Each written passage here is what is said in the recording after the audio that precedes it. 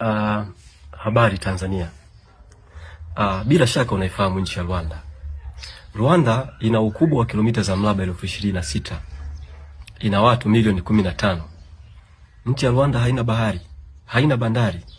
Nchi ya Rwanda ni ndogo, haina mbuga za wanyama, haina madini ya dhahabu, haina almasi, haina rubi, haina uranium. Jambo la kushangaza, nchi ya Rwanda inaingia mara 3 katika mkoa wa Morogoro.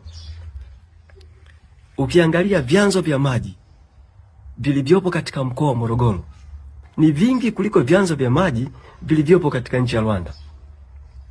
Good enough, mkoa wa Morogoro una mbuga za wanyama. Wilaya zote 7 katika mkoa wa Morogoro zina madini ya dhahabu, zina rubi, zina uranium, copper, graphite, madini ya chuma. Wilaya zote 7 za mkoa wa Morogoro. Sasa ukiangalia mahusiano ya watu kati ya Rwanda na Morogoro ni kwamba nchi ya Rwanda ina watu milioni 15. Na kwa kuwa nchi ya Rwanda inaingia mara 3 katika mkoa wa Morogoro, maana yake ni kwamba mkoa wa Morogoro una uwezo wa kulisha watu wasiopungua milioni 50. Jambo la kushangaza, mkoa wa Morogoro hivi tunapozungumza una watu takriban milioni 2. Sasa mkoa wenye uwezo wa kulisha watu milioni 50 umeshindwa kulisha watu milioni 2. Yaani ukienda pale Morogoro pale, ukitazama maisha ya wakazi wa Morogoro ni maisha ya kifukara. Wanaishi maisha ya kupambana na hali zao.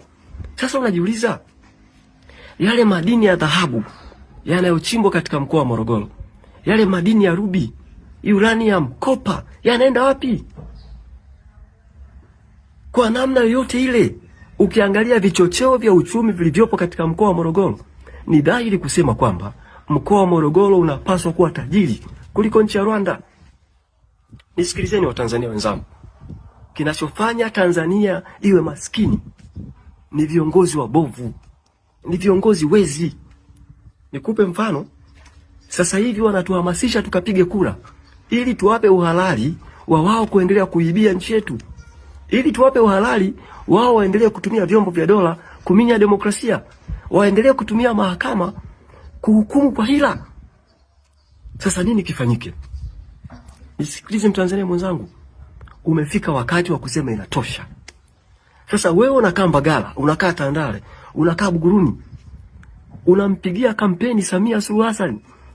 Samia Suluhu Hassan akishaenda Ikulu pale, wewe huwezi kwenda Ikulu. Anaenda Ikulu ni Kikwete, Rostam Azizi ndio anaenda Ikulu. Wewe unabaki Tandale kule. Wenzako wanaenda Ikulu pale,